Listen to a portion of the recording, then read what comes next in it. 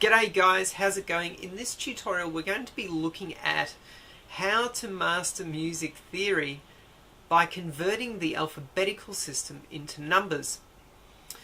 Now when I first started out learning music theory, I found it incredibly hard trying to get fluent with the alphabetical system. There is just so much to memorize with all the 12 major scales, all the 12 major chords, all the chord progressions and all the notes on your instrument.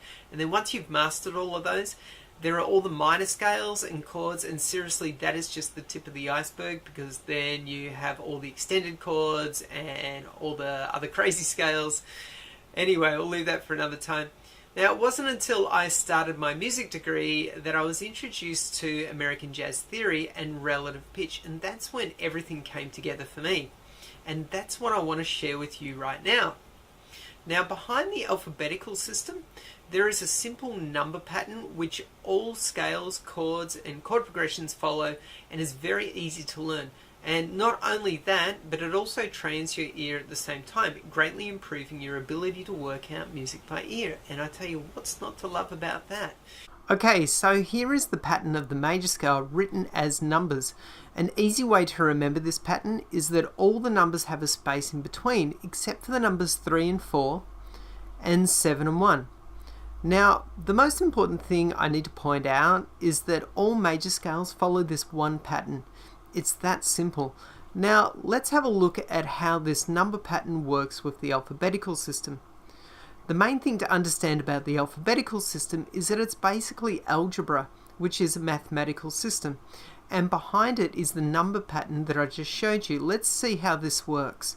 Here is a piano slide rule that I created. It has the alphabet up the top, as you can see here, and a movable numbered slide rule underneath.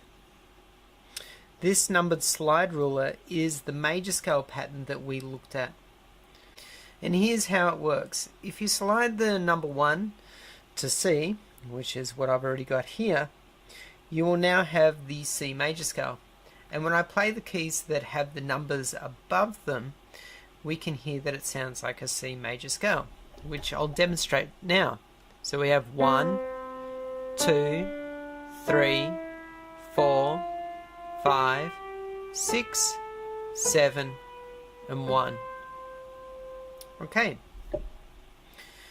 Now if I slide the number 1 to D flat by doing this, we now have a D flat major scale, and of course the number pattern stays the same, but the alphabetical notes have changed, giving us a good number of black keys. However, it still sounds like a major scale, so I'll demonstrate this.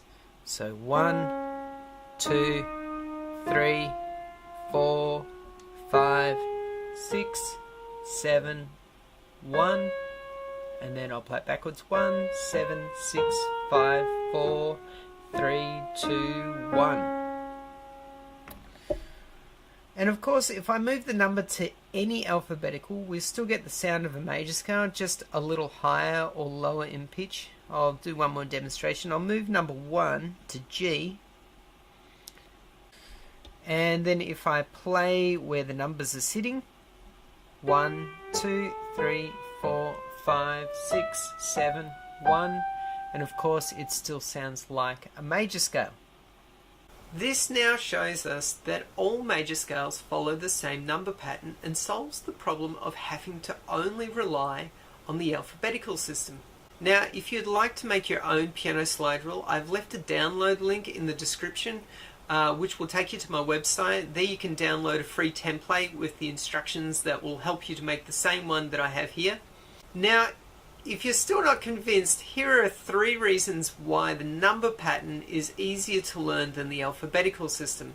Number 1, with the number system you only need to memorize one major scale pattern, while with the alphabetical system you will need to memorize 12 major scales and the number of sharps and flats that are in each scale. And I tell you, that's a lot of work. And remember, there are not just major scales to learn, but minor scales, There's modes, there's pentatonic scales, there's blues scales, there's country scales, there's all these symmetrical scales as well. And then on top of that, you also have chords and chord progressions, which there's a lot. Okay, number 2. We use a number system called relative pitch to train our ears, which is based on numbers. So to take advantage of this system, you need to convert the alphabet into numbers. So it makes sense to already be thinking in numbers rather than converting the alphabet into numbers. Now, number 3, lastly, you need to be fluent at knowing the alphabet forwards and backwards to really know what you are playing and really master the alphabetical method. So give this a try. Say the alphabet from A to G out loud as fast as you can. Let me give you an example of this. I want you to say A, B, C, D, E, F, G. Now that's probably pretty easy, right? And now what I want you to do is say it backwards just as fast. Now that's got to be a bit trickier, right? Now, the next thing that I want you to do is say the numbers from 1 to 7 as fast as you can. And then backwards. So to give you a demonstration, that will be 1, 2, 3, 4, 5, 6, 7. And then just as fast backwards. Okay, which do you think is going to be easier? Do you think it's going to be the alphabetical backwards or the numbers backwards? I reckon you're probably going to say that the numbers are easier than the alphabeticals. Anyway, so what has been your experience with learning music using the alphabetical system? And did you know that all major scales follow the same pattern? Now, I'd love to hear from you, so please leave your advice in the comments. And if you'd like to see more tutorials like this, please hit the subscribe button so you're notified when the next one is released. Thanks for watching, guys, and see you in the next tube. Bye!